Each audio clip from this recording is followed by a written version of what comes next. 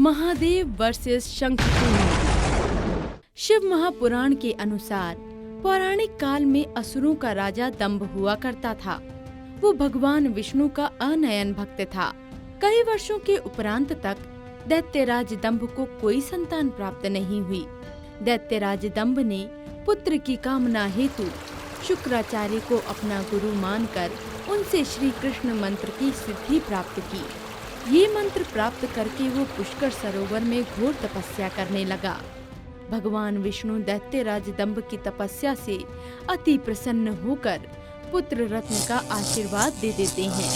कुछ कालखंड के उपरांत दैत्यराज दंभ के घर एक पुत्र का जन्म हुआ, जिसका नाम चंद्रचूड़ रखा गया।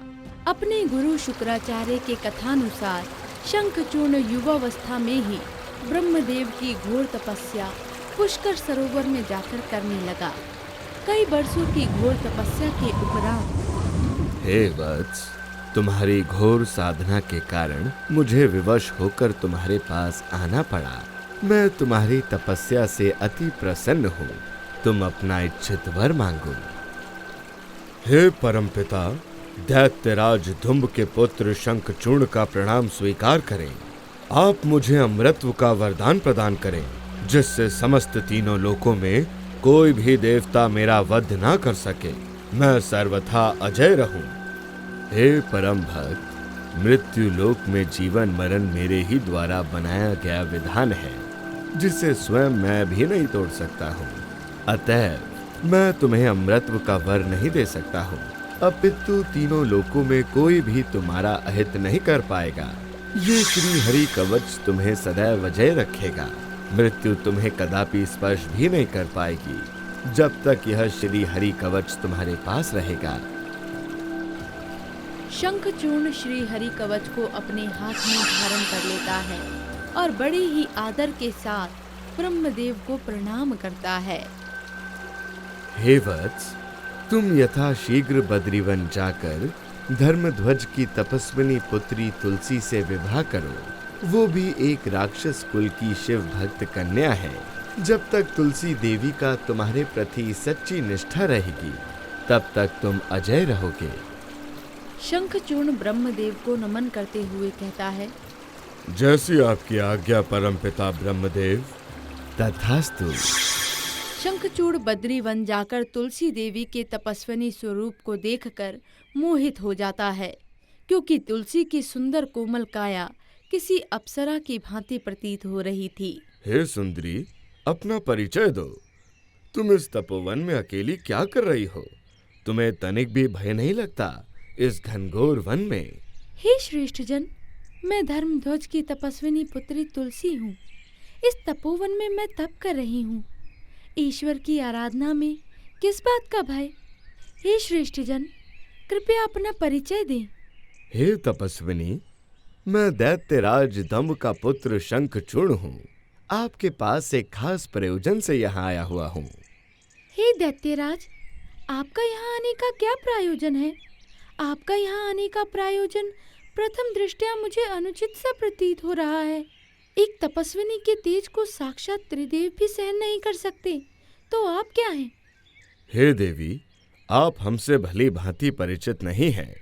मेरे ही कारण संपूर्ण त्रिलोक में हाहाकार मचा हुआ है। मैं पूर्व जन्म में श्री कृष्ण का अन्यन मित्र सुदामा हूँ। राधा देवी के एक श्राप के कारण मैंने शंखचूड़ के रूप में जन्म लिया है। अतएव श्री कृष्ण के आशीर्वाद से मुझे अपने पूर्व जन्म का भली भांति स्मरण है, जो स्वयं मेरे इष्ट देव हैं। और हाँ, ब्रह्मदेव के आदेश अनुसार मैं आपसे विवाह करने की इच्छा रखता हूँ। आपकी सत्यवाणी और आदर्श व्यवहार से मैं अत्यंत प्रभावित हूँ। क्या सच में ब्रह्मदेव को ये इच्छा है कि हम दोनों का संयोग हो? हे पुत्री, तुम दोनों का ये अभिष्ट संयोग मेरे ही द्वारा रचा गया है। अतएव तुम दोनों बिना देरी के गंधर्व विवाह विधि से पाणी ग्रहण करो। हे शंखचूड़, तुम एक श्रेष्ठ पुरुष हो और तुलसी देवी सती साध्वी रूप में लक्ष्मी स्वरूपा है। तुम दोनों के सद्गुणों का योग ही इस मिलन का कारण है। दोनों के विवाह के उपरांत शंखचूड़ अपने बल से असुरों, दानवों राक्षसों, गंधर्वों, नागों, किन्नरों, मनुष्यों तथा सभी प्राणियों पर विजय प्राप्त कर लेता है। भगवान श्री कृष्ण का परम भक्त होने के कारण उसके सभी अभीष्ट कार्य पूरे हो जा रहे थे। समस्त भूलोक पर मेरी जय जयकार हो रही है। अब वो समय दूर नहीं जब देवलोक पर एक शस्त्र दैत्यों का राज होगा। समस्त मानव, दानव व देव सिर्फ मेरी ही पूजा करेंगे। किसी की जीवा से ब्रह्मा, विष्णु और महेश का नाम नहीं निकलेगा। हे दैत्यराज, समस्त भूमंडल पर आपकी जय जयकार हो रही है। अब क्यों ना आप देवलोक पर आक्रमण कर स्वर्ग के सिंहासन पर विराजमान हो। आपके लिए स्वर्ग ही उपयुक्त स्थान है। अवश्य ही देवलोक पर आक्रमण की तैयारी करो। अभी तो ये आरंभ है। आगे आगे देखते जाओ हम क्या क्या करते हैं। सेनापति के साथ समस्त राक्षस गण कहते हैं, दैत्यराज शंखचूड़ की जय हो। दैत्यराज शंखचूड़ की जय हो। ये देखकर अति उत्साह के साथ अपनी सेना के साथ देवलोक पर आक्रमण कर देता है। हे इंद्रदेव, तुम मेरी शरण में आ जाओ। मैं तुम्हें अभय दान दे दूंगा। अपितु तुम स्वप्न में भी अपने स्वर्ग की रक्षा नहीं कर पाओगे। हे दैत्यराज, ये तुम नहीं बोल रहे हो, अपितु तुम्हारा अहंकार बोल रहा है। तुम्हारी मृत्यु मेरे ही हाथों सुनिश्चित है। हे मूर्ख इंद्र, तुम मेरी शक्तियों से भली भांति परिचित नहीं हो। इस दुस्साहस के लिए तुम्हें अवश्य दंड मिलेगा। शंखचूर्ण कटार को इंद्रदेव की तरफ फेंकता है और इंद्रदेव भी अपने वज्र से कटार को निष्फल कर देते हैं। ऐसे ही भयंकर युद्ध चलने लगता है। तभी शंखचूर्ण दिव्यास्त्र का प्रयोग करके इंद्रदेव को घायल कर देता है। इधर समस्त देवता गण इंद्रदेव को घायल देखकर स्वर्गलोक छोड़कर ब्रह्मा जी के पास सहायता हेतु जाते हैं। ब्रह्मा जी कहते हैं, भगवान विष्णु का वह अनन्य भक्त है। इस कार्य में भगवान विष्णु ही हमारी सहायता कर सकते हैं। तभी ब्रह्मदेव समस्त देवता गण के साथ बैकुंठ धाम जाते हैं और सब लोग विष्णु भगवान को प्रणाम करते हैं। त्राहिमाम, त्राहिमाम, त्राहिमाम हे नारायण, आप हमारी शंखचूड़ दर्शन करें। हमारा जीवन अनाथों की तरह हो गया है। हम सब आपके शरण में आए हैं। हे ब्रह्मदेव, शंखचूर्ण मेरा ही प्रिय भक्त है, जो पूर्व जन्म में मेरा पार्षद और परम सखा सुदामा था। पर राधा के कोप भाजन के कारण उसे राक्षस योनि में जन्म लेना पड़ा और गौलोक से उसे पृथ्वी लोक पर अपने कर्मों का फल भोगने के लिए आना पड़ा। उसकी मृत्यु भगवान शिव के त्रिशूल से ही संभव है। उसके उपरांत वो मोक्ष प्राप्त कर पुनः वैकुंठ धाम मेरे पास आ जाएगा। अतएव आप महादेव के पास कैलाश पर्वत जाएं, जो आपके इस अभिष्ट कार्य में सहाय होंगे। ब्रह्मदेव के साथ समस्त देवगण कैलाश पर्वत पर पहुंचकर शंखचूर्ण के अत्याचारों से मुक्ति के लिए प्रार्थना करने लगते हैं। भगवान शिव भी देवगण की सहायता के लिए चित्ररथ नामक गण को अपना दूत बनाकर शंखचूर्ण की सभा में भेजते हैं।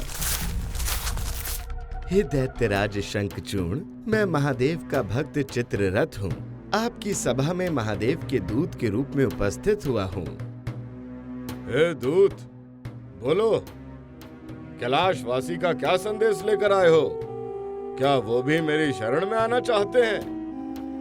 हे दानवराज, आपसे विनम्र निवेदन है कि आप देवताओं को उनका स्वर्ग लोक पुनः वापस कर दें और शिव की शरण में आप आ जाओ, जहां आपकी और समस्त दानव कुल की भलाई है।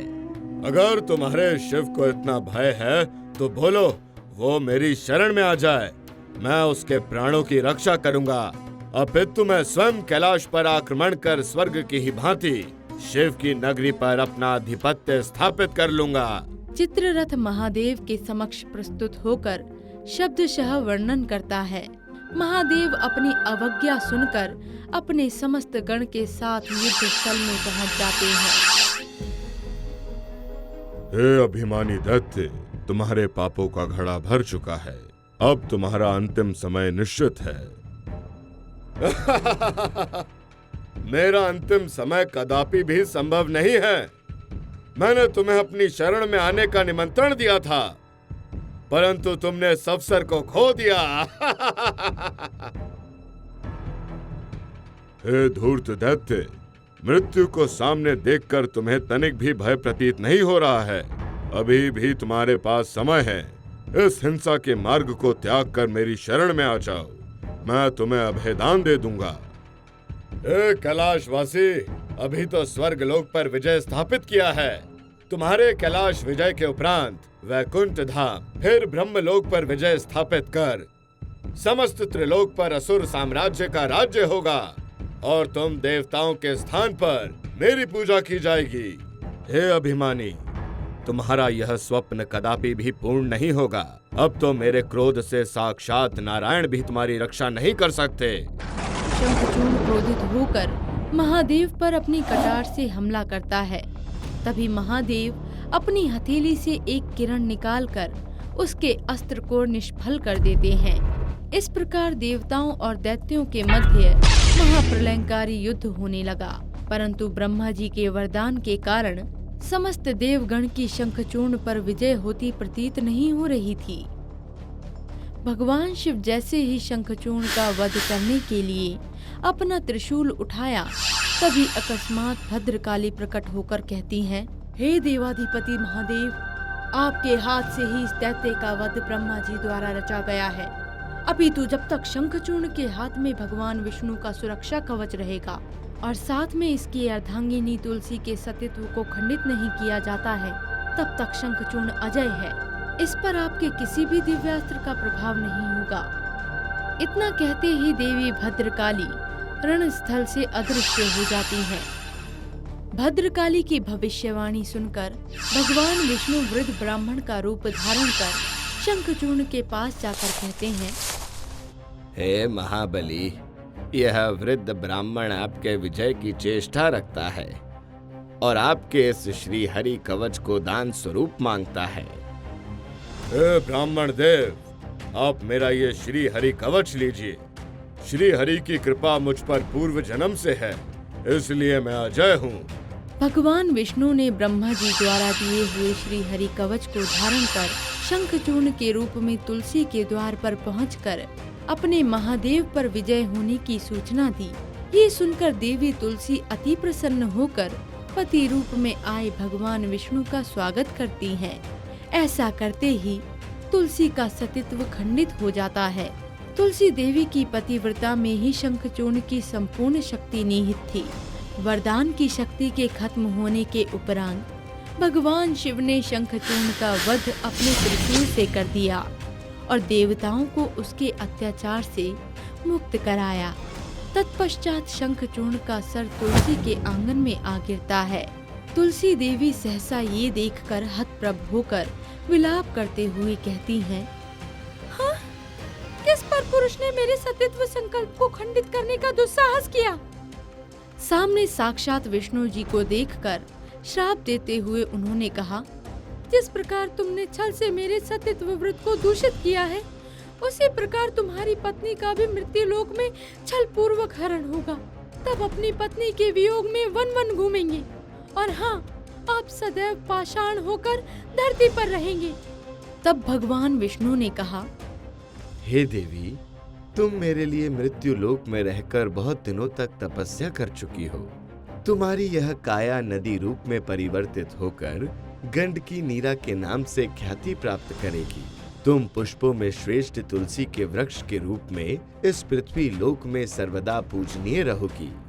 हे देवी, आपके श्राप को सत्य करने के लिए मैं पाषाण यानी शालिग्राम बनकर इस पृथ्वी लोक पर रहूंगा। गंडकी नदी के तट पर मेरा वास होगा और जहाँ भी शालिग्राम यानी मेरी पूजा होगी, आपके तुलसी पत्र के बिना मेरी पूजा निष्फल मानी जाएगी। अगर आपको ये वीडियो अच्छी लगी हो तो वीडियो को लाइक करें और हमारे चैनल महावॉरियर को जरूर सब्सक्राइब करें और साथ ही वीडियो की अपडेट पाने के लिए बेल आइकन को जरूर दबाएं। और आप अगली कहानी किस महावॉरियर की देखना चाहते हैं, आप हमें ये भी कमेंट्स करके बता सकते हैं।